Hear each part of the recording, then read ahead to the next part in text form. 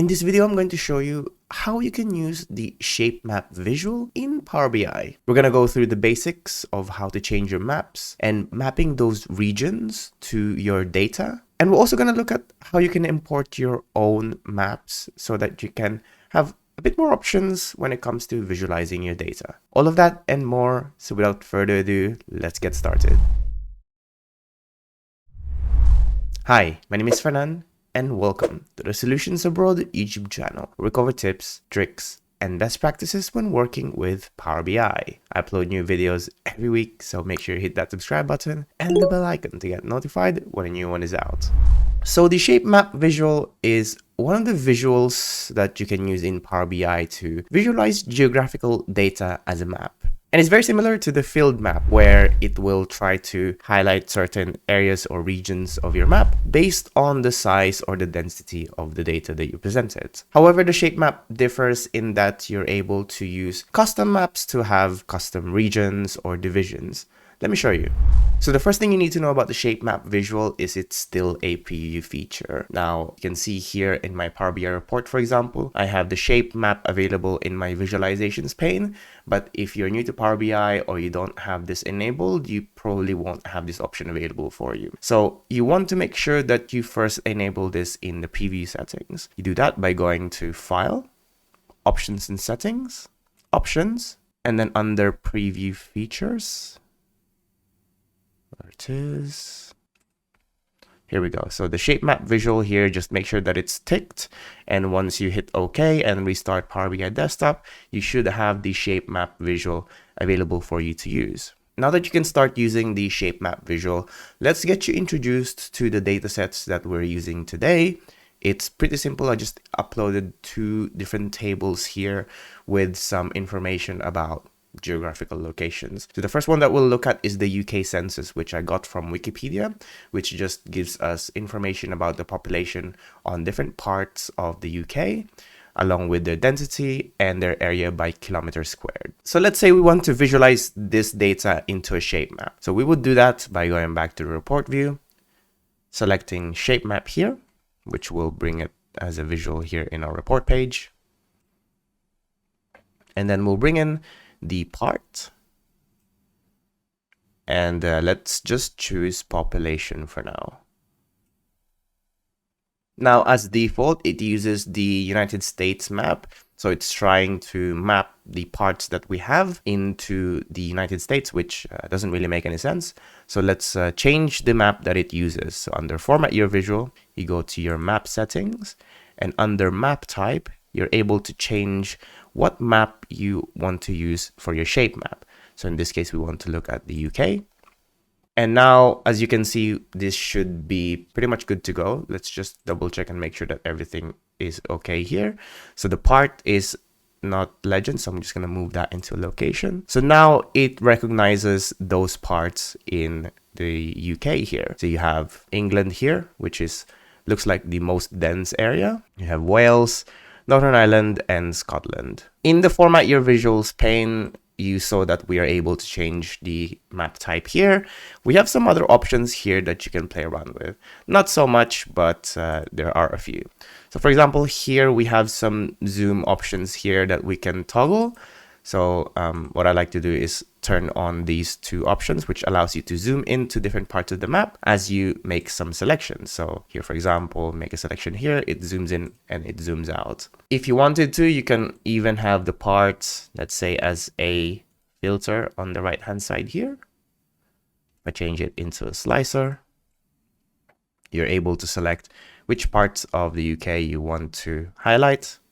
So going to and zooming into those different areas. Unlike field map though, where it uses geolocation to figure out which part of the map you're referring to, in shape map, it works a little bit differently. It uses what we call map keys to map those regions of your data into the map itself. So if we just go back to the Format Your Visual here, and we select the shape map, under map settings, you can see there's an option here that you can select view map type key. Now, this is what the shape map uses to map the certain regions that it has in the map towards our data. Now in our data, we have this field called part, which maps to the name column here in our map keys. So this is how the shape map knows which region you refer to when we say, for example, this part is England, which refers to the England in our UK census. But you can also use other columns here that they have. So for example, the ISO or the ID, which will result to the same thing. Let's explore a little bit of what other customization options you have in this shape map. So we already looked at the zooming in here. So you have the ability to zoom in or out of your maps. You have in the map settings, we saw that you're able to change the map type, which you can choose from a preset number of maps and some regions. And they will all have their own map type key that you can use. You have some ability to change the fill colors, so the gradients and what the colors you want to use here. So if you wanted to use a much darker shade of blue, for example, you can choose to use gradients instead, or change, have a middle in that gradient. You can choose how you deal with blank areas, so areas in the map that doesn't have any value. This doesn't apply to us for now because we have data on all of our locations. We also have some options here to deal with borders. So at the moment it's default, but you can change that into white so it will show up more like this. And under the Microsoft Learn documentation website, we have some more information about the shape map visual itself. But what's important here is not this bit, because I'm showing you this how to use this right now. Important bits are the region keys here. So if you needed to map those different options of maps, so here are the tables, so you can use these to copy and map to your data if you need to. So going back to our report here, you also have this option to change the projection of your map. So orthographic, which is making it look like spherical, Mercator or equirectangular, which to show the map as a rectangle. Now it's not very obvious because we're only looking at one country at the moment, but I'll show you how this looks like in a world map in a second. If we look back at the map type list here, we have a good list of maps to choose from as options to visualize. But this isn't always the case. You might not have the map that you want here in this list. For example, we want to visualize the world map, and you'll see that that's not an option here. But what we do have is this option, custom map, which allows us to use a custom map that we can import into Power BI to use. So the custom map that the shape visual needs is a topo JSON type format, which is a format that has the regions and the visuals in a sort of JSON format. And while there are different ways that you can create and edit your own maps, for the majority of the use cases that you'll be looking for, most likely someone has already built it for you. In our case, we just simply want a world map, which we know that, we're not the only ones that have had this requirement to show world map into a shape visual like this. So we're going to simply look for the topo JSON file on the web.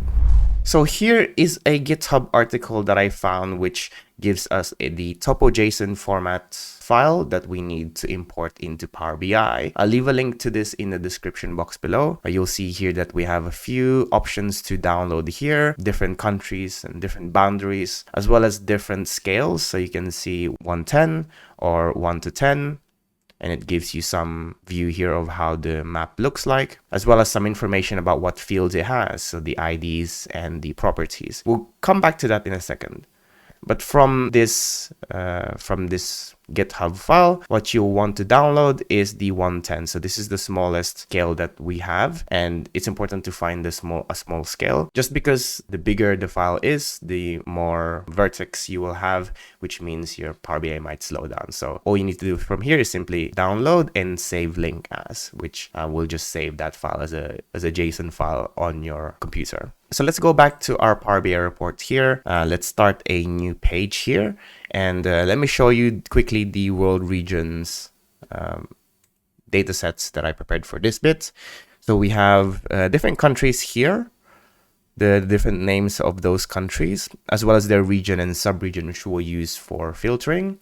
We have the country code here as well, which is the ISO code. I guess this is international code for what those countries represent. Now note that we're not using the name as our key for these regions in the map because they might be named differently. So using the ID is a much more efficient way to map those regions or those countries into the shape visual. And this country code is the same as the country code that is defined in the country ID here in the ISO, which is something that is internationally recognized. Now that you know what that is, let's go back to our report here and let's start to bring in this shape map visual here.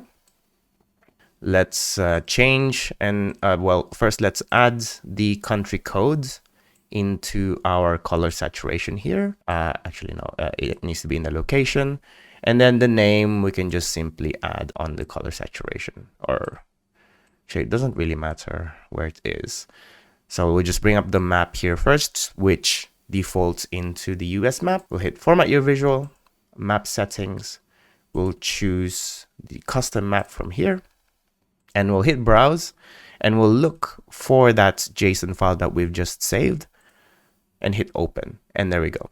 So now you have your world map here into the shape map visual. Now we can just put that back into orthographic, which will put this into a globe. So as you can see, it's much more visible to see what that projection looks like. Equirectangular just makes it into a rectangle, and their Mercator, it's this kind of view. So we're gonna leave it into orthographic for now and leave it as it is. If you remember, we added some, or we have these different regions and subregions, which we can add as filters. So if you add now filters here, so now you're able to select different regions of the map like this.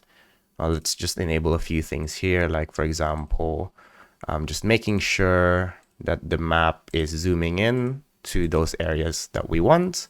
And maybe let's say we want to highlight those regions in the map, depending on where they are here. So let's see. Yeah, so here we go. So now, as you can see, we have those different regions highlighted with different colors in our legend, which actually we didn't look at earlier because it was disabled because we didn't have a legend in our field well. But now you're able to kind of customize that as well, you know, where to have those legends and what colors they might be. But from here, you're able to select, you know, different areas of the world, like for example, Europe, Australia, Asia, Americas. And if you wanted to look at certain sub-regions, so if you just wanted to look at North America, for example, or just Latin America, that zooms in that shape map for you.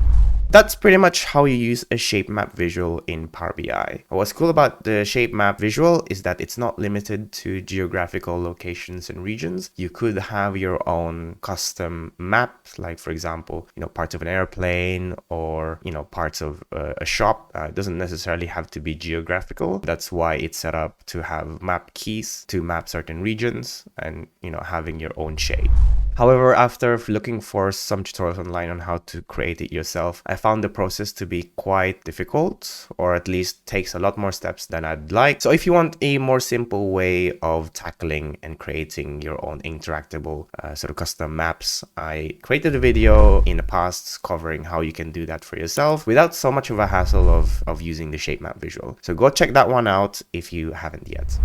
And that's really it for this video. Hope you're now a little bit more familiar with how to use the shape map visual in Power BI. Thanks for watching. As usual, give this video a like if you found it useful.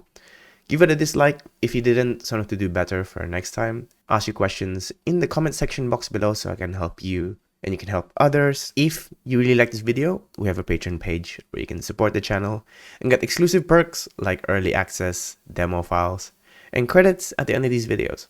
Thanks again for watching and see you in the next one. Bye-bye.